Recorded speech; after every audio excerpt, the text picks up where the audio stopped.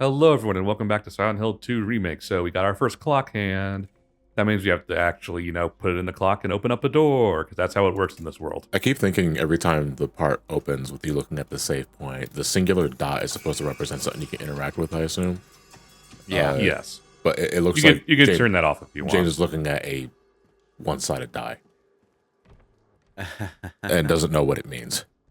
So do you have to put the clock hand in before you can go to the rest of the world? Yes. Okay. Because you noticed there was an H on the door standing for our hand. I thought the H standed for Hill. Henry? Hank? Hank at the These kids today and their pyramid heads. Anyway, one of the consistent things about the design changes made in this remake is that navigating the main locations, the dungeons, is a lot more involved in the sense that you're going to be spending a lot more time in these places than you would in the original game. In the original game, the main locations did take up a fair chunk of time, but you navigated them almost more like mini Resident Evil locations, you know? Yep. You Here find we a go. key item that lets you open a door, and oh no. James. Speaking of key items, how does he even know that there's something in there to find? Also, did you put the sign to occupied before you went in here? James, please wash just your opens hands. the doors. Oh, that's gross. It's on his hand. Oh God. Yeah, it's on his hands. How's that thing still shiny? It's probably stainless steel. We noticed that the room has changed. Yeah, because after you we did put your that. hand in the fucking toilet. It's like, oh, that's gross. I need to reflect the room. Now everything's covered in shit. Like I said, it's all more Nightmare Room, and it stays on your character for a while. By the way, You see, notice how that dude walked right in, smelt James, and went right back out. It's like, oh fuck, he put his hand in Dude, the the toilet. fuck did you do? You smell like shit. He did that? Oh my god. But yeah, as mentioned in the previous session in Silent Hill 3, if you have Silent Hill 2 on your memory card, Heather will tentatively put her hand near a toilet and then just look at the camera and go, who would do such a thing? Yeah. Womp womp. Oh, it's a good thing that we have those hallucinations that tell us that obviously the pigeon goes there. yeah, that is not something the original game did. I'm not even really sure why they do it here, to be honest. I mean, if you guys are, go ahead, Lewis. I'm sorry. Well, I'm just saying, like, the key item puzzles aren't very puzzling, so I don't really know why we have the extra visual guide here. So the thing I wanted to ask for any like sort of Silent Hill aficionado in regards to like the puzzle difficulty, because I know you guys said that the games have different difficulties to select for not just the main gameplay, but also I believe there's a separate puzzle difficulty as well. Yes. Yes. Like, what is the most obtuse puzzle you can think of off the top of your head? Let's talk like max difficulty settings. Like, what are we talking about here? Well, the things that mainly change when you change the puzzle difficulty are specifically the riddles. So you'll get a more difficult riddle that gives you a more convoluted arrangement of key items on the puzzle lock, you know? But the actual key items will be in the same spot. Yes, the actual key items will be in the same spot. It's just that when you get them to the place they're supposed to go, like say there's like a locked cabinet that requires a bunch of coins with symbols on them to be arranged in certain ways. The arrangement will change between difficulties, and the riddle that you use to decipher where to put the coins will be different and a lot more complicated to decipher. Was there an enemy in the shower? No, but just a mannequin. Oh, yes. It was there to jump scare you. One of the things Silent Hill 2 Remake does way more than the original is messing with your mind using mannequins, which was a thing that happened in this apartment. In the original, because there were mannequins and then there were the mannequin enemies, but it was very understated there.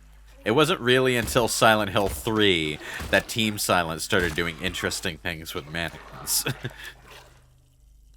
Well, Silent Hill 3 has entirely different enemies than 2, right? Yes, it does. But there were a few rooms where there were mannequins as decorations, and the game pulled some horror game style gaslighting on you. Like, you would walk into a room and it would be creepy and filled with mannequins, but it would be, you know, harmless until you leave. You hear something, you turn around, and one of the mannequins is just bleeding for no reason, you know? Have they Okay. announced? Oh no, you guys talked about this in a previous part. They're remaking Silent Hill 1 and then 3. They haven't announced 3 yet, but that would be the assumed progression, yes. Yeah. Okay. It makes sense to remake Silent Hill 1 first because the two games are connected and Silent Hill 1 is the first part of the story. Okay, so... something's hanging up Hello there. there. Ow! Bitch!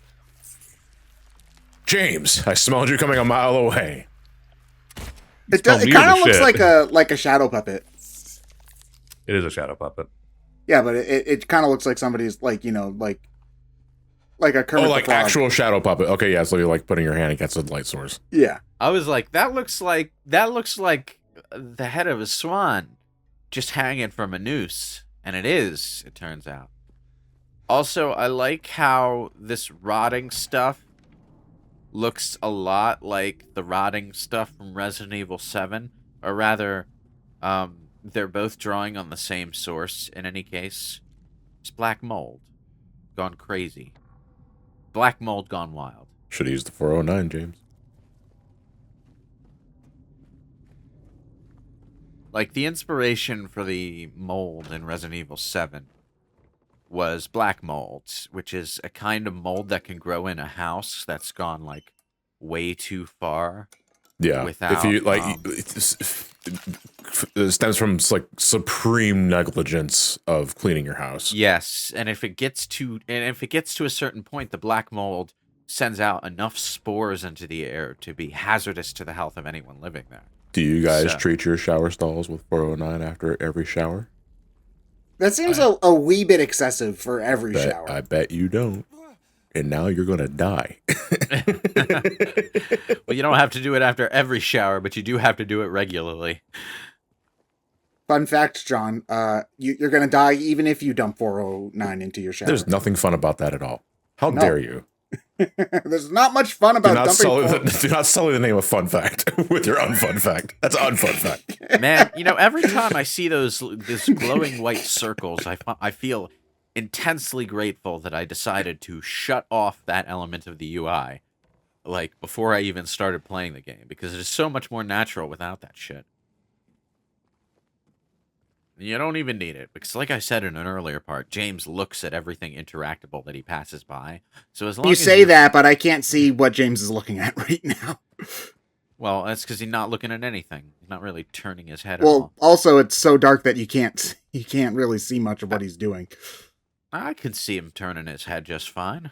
Not Have you a- ever needed? Was there ever a game that was so dark that you needed to actually fuck with your TV's brightness instead of just be able to progress?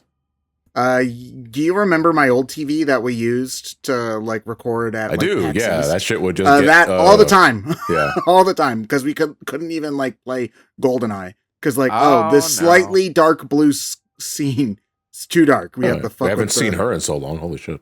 So it's time to highlight the fact that Silent Hill 2 is about depression and suicide. Yeah. That's kind of its whole shtick. I thought it was about Pyramid Head. I don't understand. Pyramid Head is the living embodiment of that concept. No, Pyramid Head's got a big pyramid on the head.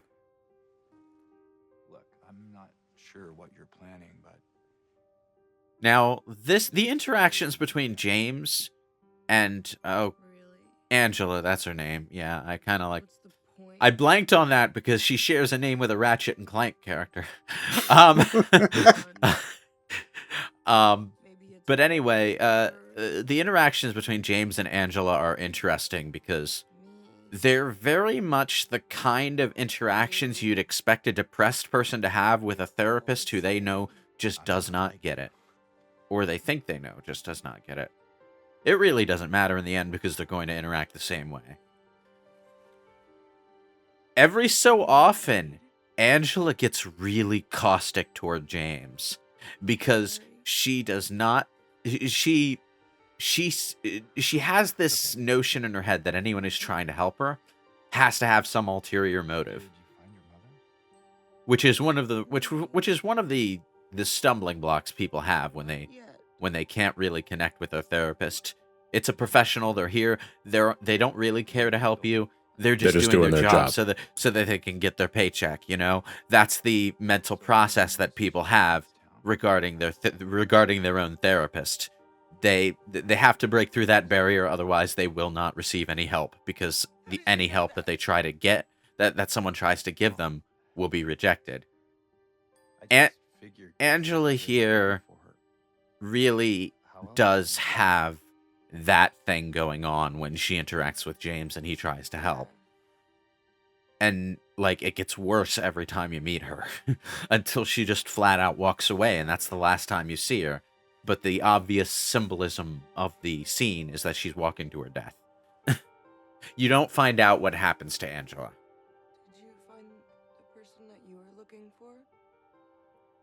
But Not yet. Angela is the character in the roster who figures out the theme and why everyone is here.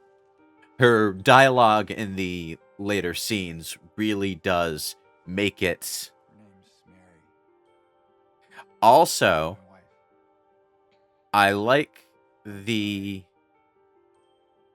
I like the implication with this scene here, I don't know why I think she's here. where like we don't necessarily know what Angela sees on the photo. She didn't even really look at it. She's not Well, dead? Don't worry, we I don't think necessarily know if the photo is real, is the I don't thing. think so. This is one of the things that doesn't really come up until later, but when James starts to figure out what's going on later on, the items in his inventory I know what change. you meant back And then. one of the things that changes, I think, is that the photo is just not there anymore. Besides, I just slowed Why you did down. she go back into the town, though, when she was telling him to leave at the beginning of the game? Silent Hill kind of draws people in with a certain mental state to it. She said she was looking for her mother, in the same way that James is looking for his wife. I'm not sure what I might do. Oh no. Oh no. Sorry.